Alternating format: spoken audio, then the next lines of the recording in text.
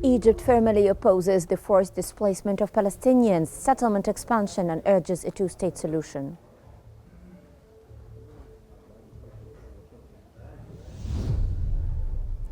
The Egyptian parliament reaffirms support for Palestine and rejects displacement plans. And 155 aid trucks enter Gaza from Egypt today.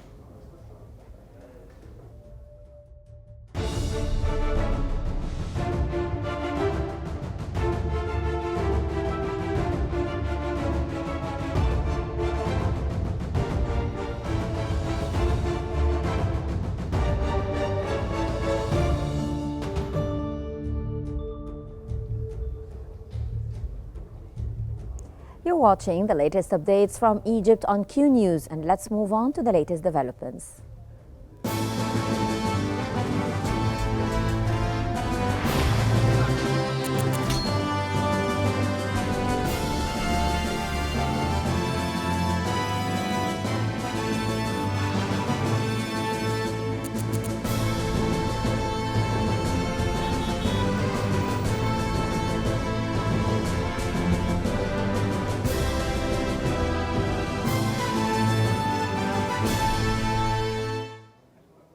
Egypt has reaffirmed its unwavering commitment to the Palestinian cause, calling it the cornerstone of Middle East stability.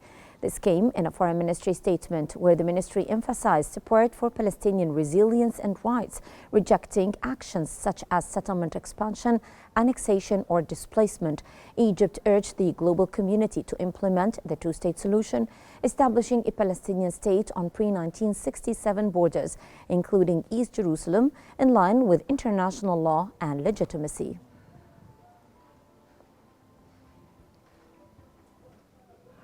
Arab League Secretary General Ahmed Abul Gheit has reiterated that the Arab stance is non-negotiable when it comes to displacement of Palestinians from their homeland, whether in Gaza or the West Bank. Abul Gheit said that the long-standing and recurring proposals to displace the rightful owners from their land are rejected, and there is no value in discussing them. He added that the Arab support for the Egyptian-Jordanian position in rejecting the proposals to displace Palestinians is clear and unequivocal.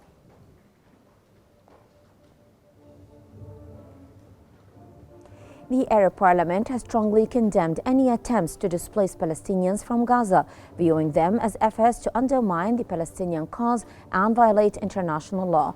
Arab Parliament head Mohammed Al-Yamahi emphasized that forced displacement is a war crime, urging the international community to reject such initiatives and support a just peace.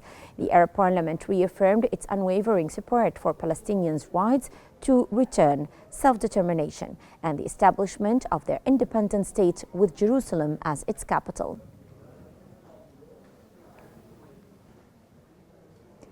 Egyptian Parliament Speaker Hanafi Al-Gibali has affirmed unwavering support for Palestine, rejecting any plans to alter its geographic or political status.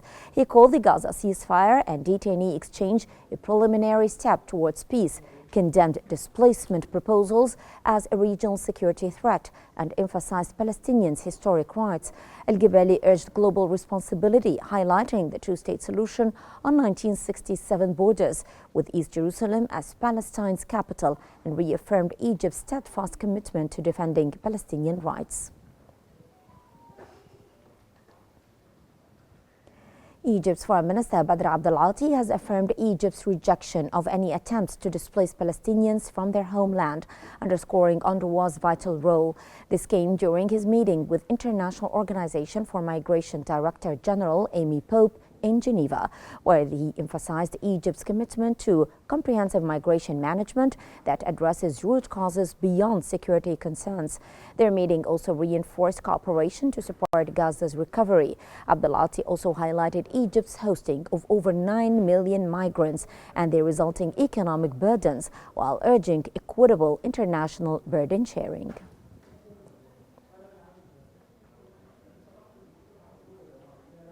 Al Qahira news correspondent in the Egyptian side of Rafah has reported that 14 fuel trucks entered Gaza from Egypt today.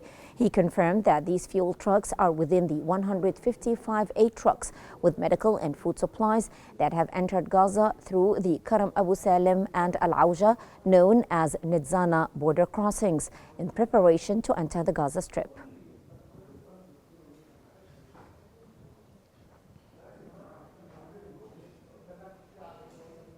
And for further analysis on the situation in the Gaza Strip and the Egyptian aid convoys, we're joined from Cairo by the editor-in-chief of Al Shuruq newspaper and Egyptian senator, Mr. Ahmed Hussein. Welcome to Qnews. Let's start by asking you, can you elaborate more on Egypt's approach to rejecting settlement expansion, annexation and displacement?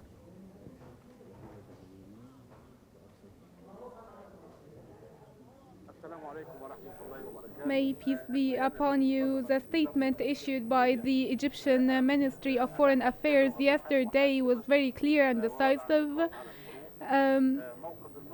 As the Egyptian stance since the beginning, since 1948, even since the Nakba in 1984, the Egyptian stance has been very clear with basic principles that never change, most important of which establishing a Palestinian state, stopping the Israeli aggressions and hostility, and rejecting displacement. These are the fundamentals that will never be altered. And yesterday the Ministry of Foreign Affairs statement was very decisive in this regard. And since the beginning of the Israeli hostilities, since October 7th, Egypt has firmly stressed its rejection to the displacement of Palestinians or killing the Palestinian cause, moving the Palestinian population to Egypt or any other state.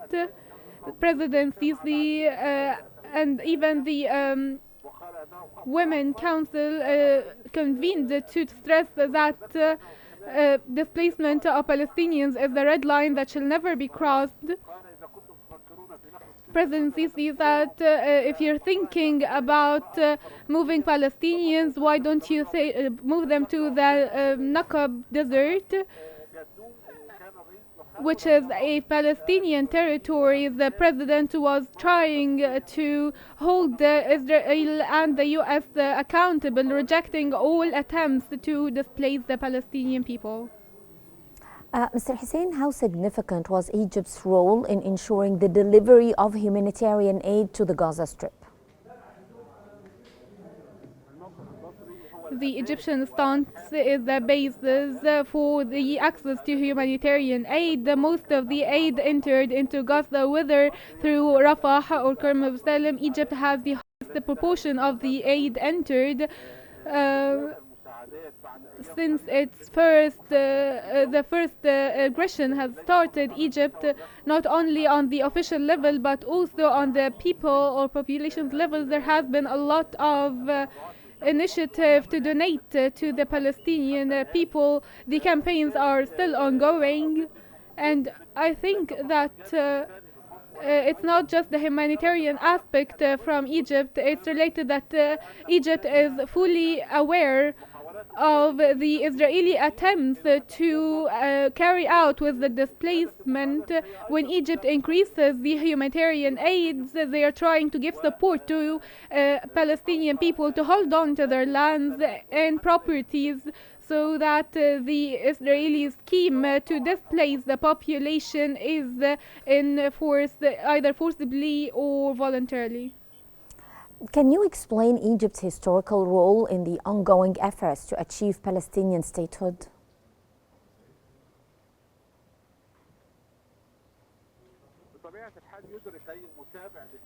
Anyone who follows up history knows that Egypt has went to four wars defending the Palestinian cause. In 1948, the Egyptian army has went to Palestine to stop the Zionist settlement. In 56, Egypt was exposed to a three-way aggression by France and Britain and the US. The Israeli aggression in 1973 was to defend the Palestinian cause and defend Egyptian lands, even with the peace treaty between Egypt and Israel in 79. Egypt kept fighting with diplomacy to restore lands and for the establishment of Palestinian state. Till this moment, Egypt has been working tirelessly to support the Palestinian cause and the establishment of a Palestinian state. The Egyptian support provided in international fora and conferences and reception of Palestinian officials. This was a basic effort to support the establishment of an independent Palestinian state. And how does Egypt's mediation align with its broader regional diplomatic efforts in the Middle East, in your own opinion?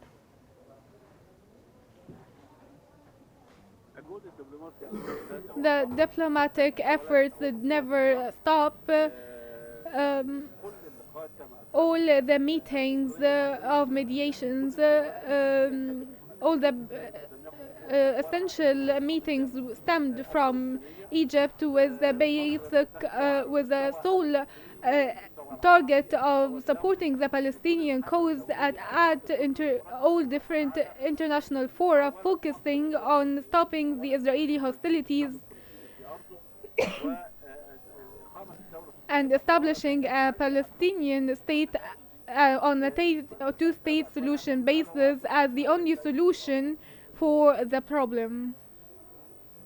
Well, that was the editor-in-chief of Ashroq newspaper and Egyptian Senator, Mr. Ahmed Hussein. Thank you very much for joining us here on Q News. Moving on with our bulletin, Minister of Foreign Affairs and Immigration Badr Abdulati met with Gilbert Hungbo, Director General of the International Labour Organization ILO, during his visit to Geneva. Abdulati praised the collaboration between Egypt and the ILO and expressed a desire to deepen this partnership, particularly in supporting employment, decent work and improved labour conditions aligned with Egypt's Vision 2030. The minister highlighted Egypt's advancements in labour relations, including the establishment of over 50 new labour unions and progress on a domestic workers' law, which is set to be reviewed by Parliament soon.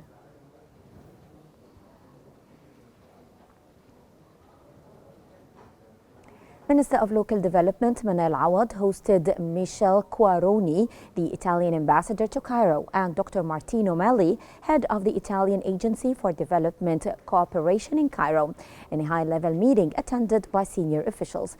During the meeting, Quaroni congratulated Dr. Awad on her appointment, praising her efforts in the ministry. He expressed Italy's readiness to collaborate on several projects, particularly in sustainable development and heritage preservation. Notably, discussions included plans to fund the development of the ancient Roman coastal city of Al-Qusayr in partnership with the Takwin Foundation, which previously achieved international acclaim for its sustainable tourism project in Isna, Luxor.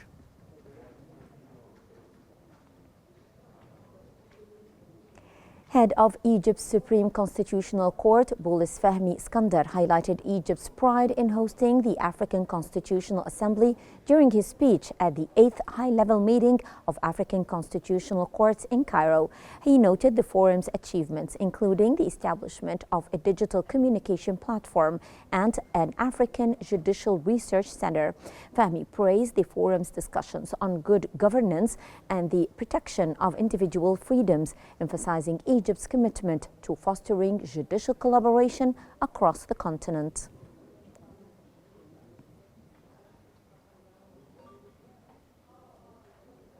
Head of the media syndicate and member of the Egyptian Senate, Mr. Tariq Saada, has denounced recent proposals suggesting the forced displacement of Palestinians to Egypt or Jordan. He reaffirmed Egypt's unwavering position on the Palestinian cause, emphasizing its historical commitment to supporting the establishment of an independent Palestinian state with East Jerusalem as its capital. Saada called on the international community to take responsibility for ensuring Palestinian rights and pressuring Israel to adopt the two-state solution, warning of the risks of further violence in the region.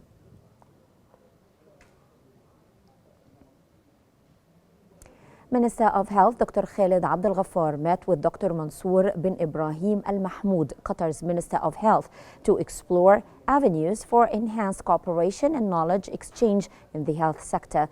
The meeting took place on the sidelines of the Arab Health Expo in the United Arab Emirates, held from January 27th till the 29th, 2025.